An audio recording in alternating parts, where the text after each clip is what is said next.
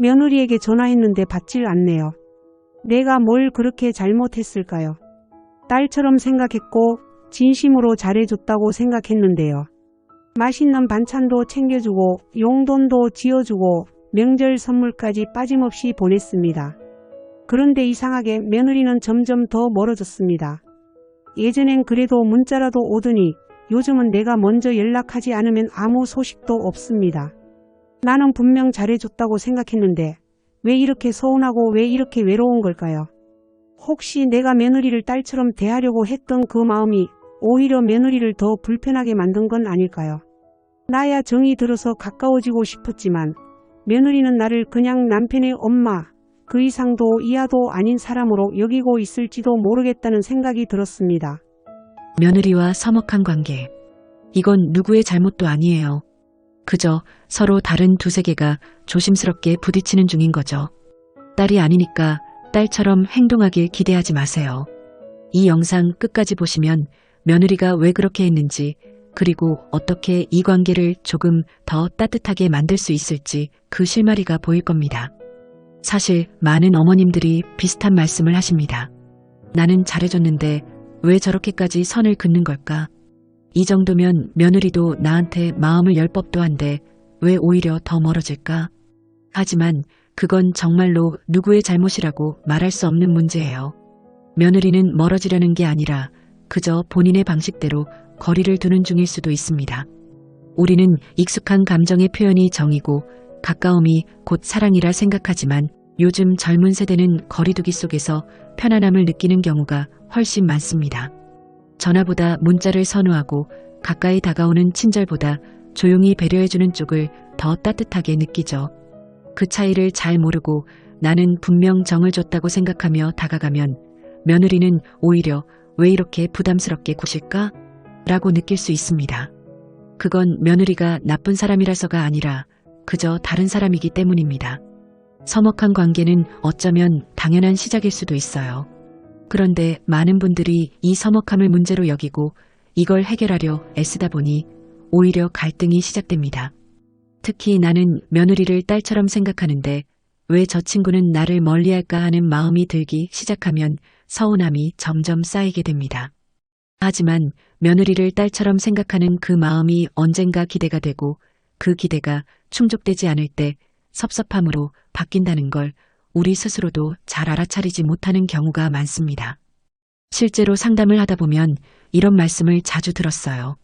며느리가 명절에 선물 하나 안 보내더라고요. 그래서 속상한 티를 냈더니 그 뒤로 연락이 끊겼어요. 아픈데 병문안 한 번 안 와요. 나 같으면 그렇게 못했을 텐데 말이에요.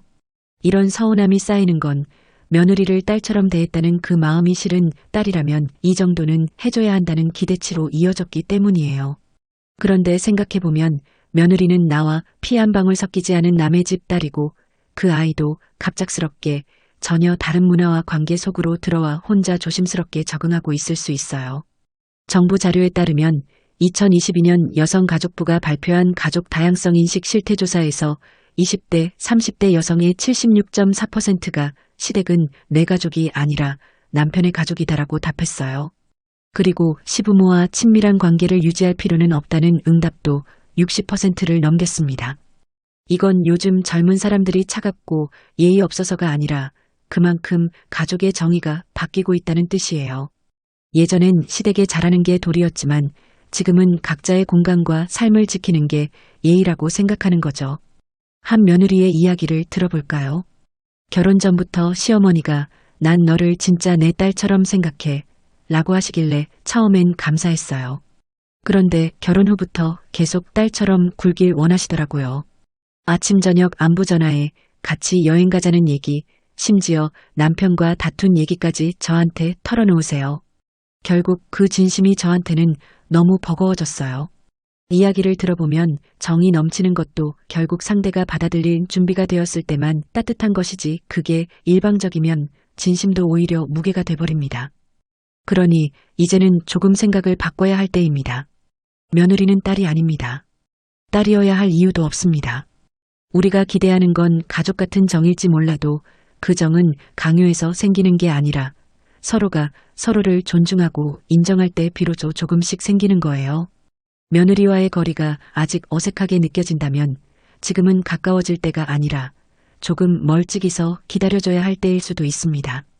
마음은 가까워지고 싶은데 행동은 거리를 두어야 한다는 이 말이 어쩌면 가장 어려울지 몰라요.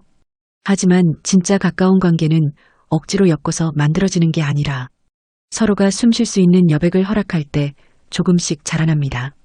실제로 최근 30대 여성들을 대상으로 한 보건사회연구원의 가족관계 보고서를 보면 응답자의 68.7%가 시부모와 자주 연락하거나 만나는 것이 심리적으로 부담스럽다고 답했습니다. 그중 다수가 부담의 이유로 꼽은 건 끊임없는 관심과 연락이었어요. 가까워지기 위해 계속 다가가는 행동이 오히려 관계를 더 멀어지게 만든 겁니다. 한 사례를 소개할게요. 한 시어머니는 매주 한 번씩 며느리에게 반찬을 해다 주고 주말마다 전화해서 이런저런 대화를 나누려 했다고 해요.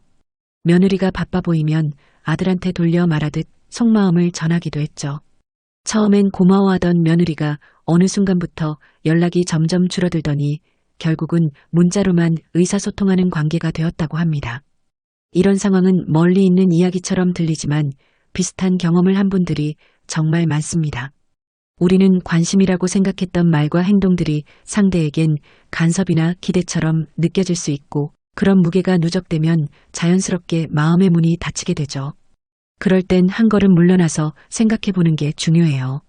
내가 지금 건네는 말이 정말 이 사람에게 필요한 말일까? 이 행동이 저 사람의 일상에 어떤 감정으로 남을까? 이 질문을 스스로에게 먼저 던져보는 겁니다. 가까운 관계가 되고 싶으면 오히려 조용히 기다려야 할 때가 있어요. 말을 덧붙이기보다는 침묵을 선택하는 것이 더 깊은 신뢰를 줄 수 있습니다. 굳이 애써 다가가지 않아도 상대가 편안하게 다가올 수 있는 공간을 만들어주는 것, 그게 진짜 어른의 배려 아닐까요? 이 부분에서 많은 시청자분들도 본인의 경험을 떠올리실 수 있을 거예요. 혹시 여러분은 누군가에게 너무 다가가려다 오히려 멀어진 기억이 있으신가요? 혹은 조용히 기다려줬더니 상대가 스스로 마음을 열어온 적은 없으신가요? 여기까지 듣고 계신다면 아마 그런 장면 하나쯤 떠오르셨을지도 모릅니다. 관계를 지키기 위해 거리를 두기로 했지만 그 거리가 길어질수록 혼자 남겨진 듯한 기분이 점점 더 짙어집니다. 마음속에 무언가가 차곡차곡 쌓여가는데 그걸 어디에도 털어놓지 못한 채 혼자만 삼키는 날들이 많아지죠. 사실 자식보다 더 서운한 건 그 감정을 이야기할 상대가 없다는 현실일지도 모릅니다. 2023년 보건복지부의 고령자 실태조사에 따르면 65세 이상 어르신 가운데 가족 이외에 정기적으로 대화하는 사람이 없다고 응답한 비율이 47.8%에 달합니다. 특히 여성 노인의 경우 자식과의 접촉이 줄어들수록 정서적 고립감을 크게 느낀다는 보고도 이어지고 있어요. 겉으로는 멀쩡해 보여도 속으로는 외로움에 무너지고 있는 겁니다. 실제 상담에서 만난 한 어머니의 이야기입니다. 며느리와의 갈등 이후 연락을 줄이기로 했지만 시간이 지나자 손주 얼굴도 보기 어려워졌다고 했습니다. 처음엔 며느리를 이해해보자고 애썼지만 명절 때가 되면 가족 단톡방에서 빠진 것 같은 기분에 밤잠을 설쳤다고 했어요. 누가 뭘 잘못했는지는 모르겠어요. 근데 제가 이렇게까지 외로워야 하나 싶어서요. 그 한마디가 오래도록 기억에 남았습니다. 사실 대부분의 부모는 뭔가 대단한 보상을 바라기보다 그동안 고마웠어요. 요즘은 괜찮으세요? 같은 한마디에 울컥하곤 합니다. 하지만 그 말이 오지 않을수록 스스로 마음을 다독여야 하고 그 다독임이 길어질수록 나는 필요 없는 사람이 된 것 같다는 생각이 들기도 해요. 관계를 위해 거리를 뒀지만 결국 그 선택이 자신만 더 외롭게 만든 건 아닐까 하고 자책하게 되는 겁니다. 이쯤에서 꼭 드리고 싶은 말이 있어요. 외롭다는 감정은 부끄러운 게 아닙니다. 살아온 만큼 애틋함이 많았던 사람일수록 그만큼 마음 둘 곳이 사라졌을 때 더 깊이 흔들릴 수밖에 없습니다. 그러니 그 감정을 억지로 지우거나 참으려고 하지 마세요. 외로움을 느낀다는 건 아직 관계를 소중히 여기는 마음이 남아있다는 뜻이니까요. 사람 마음이라는 게 참 묘해서 외롭다고 해서 무작정 다가가자니 다시 상처받을까 두렵고 그렇다고 계속 거리를 두자니 자꾸 소외되는 느낌이 듭니다. 어떤 선택을 해도 내 마음이 편해지지 않는 상황이 반복되면 결국 사람은 자신을 지치게 만드는 관계를 점점 피하게 됩니다. 그리고 그게 반복되면 관계뿐 아니라 내 마음까지도 무너질 수 있어요. 그래서 중요한 건 며느리와 가까워지려는 노력만큼 나 자신과의 거리를 지키는 일입니다. 이 말은 곧 관계에서 너무 많이 기대거나 스스로를 희생하지 않겠다는 기준을 스스로 세우는 것이죠. 예를 들어 연락이 오지 않더라도 그걸 내 잘못으로 여기지 않는 연습. 내가 뭘 더 해줘야 하나 고민하기보단 지금은 이 정도 거리가 가장 건강한 관계일 수 있다는 걸 받아들이는 연습이 필요합니다. 정말로 가까운 관계는 억지로 맞추거나 애써 노력해서 유지하는 게 아니라 각자의 삶을 존중해줄 때 저절로 유지되는 거니까요. 한 가지 실천할 수 있는 방법을 소개할게요. 매주 한 번 며느리에게 연락하고 싶은 충동이 생길 때마다 내 마음을 먼저 챙기는 나를 위한 일을 하나 정해보는 겁니다. 공원을 천천히 걸어본다든지, 오랫동안 미뤄두었던 책을 펼쳐본다든지, 좋아하는 음악을 들으며 하루를 마무리한다든지, 그 작은 행위들이 반복되다 보면 누군가에게 기대지 않고도 괜찮은 나를 회복할 수 있어요. 그리고 이건 단지 며느리와의 관계만이 아니라 어떤 인간관계에서든 내가 상처받지 않기 위한 가장 기본적인 태도이기도 합니다. 우리 모두 누군가의 부모이기 전에 한 사람의 인생을 살아온 나 자신이기도 하잖아요. 며느리와의 관계가 뜻대로 풀리지 않더라도 그 속에서 나 자신까지 무너지지 않게 지켜내는 것, 그게 결국 가장 지혜로운 어른의 길이 아닐까요? 사실 누구나 나이가 들면 누군가의 부모, 시어머니, 장모, 어른이라는 이름으로 살아가지만 그 이름만큼 외로운 순간도 많아집니다. 내가 해준 건 기억하지 못하고 하지 못한 것만 서운해하는 사람들을 마주하다 보면 스스로가 점점 작아지는 느낌이 들기도 하죠. 그럴수록 우리는 자꾸 묻고 싶어집니다. 내가 뭘 그렇게 잘못한 걸까? 내가 너무 많은 걸 바라서 이런 걸까? 그런데 곰곰이 생각해보면 잘못한 건 아무것도 없는데 마음만 자꾸 다치고 있었던 거죠. 2024년 보건복지부의 고령층 사회관계망 보고서에 따르면 60세 이상 여성 응답자의 52.1%가 가족과의 관계에서 불편하거나 외로운 감정을 자주 느낀다고 답했습니다. 특히 가까운 가족일수록 더 기대하게 되고 그 기대가 충족되지 않을 때 실망이 크다는 문항에 공감한 비율이 전체의 절반을 넘었습니다. 결국 가족이라는 울타리 안에서조차 고립감을 느끼는 어르신들이 많다는 뜻이죠. 이제는 마음을 너무 앞으로 내미는 대신 조금은 스스로를 안쪽으로 다독여야 할 때입니다. 관계의 모양이 달라져도 내가 소중한 사람이라는 사실은 변하지 않으니까요. 연락이 뜸해져도 반응이 차가워도 그 모든 건 지금 이 시대의 변화 속에서 만들어지는 거리일 뿐 내가 부족해서 생긴 일은 아닙니다. 오히려 지금처럼 조심스럽게 마음을 다잡고 있는 당신이야말로 가족을 진심으로 아끼는 사람입니다.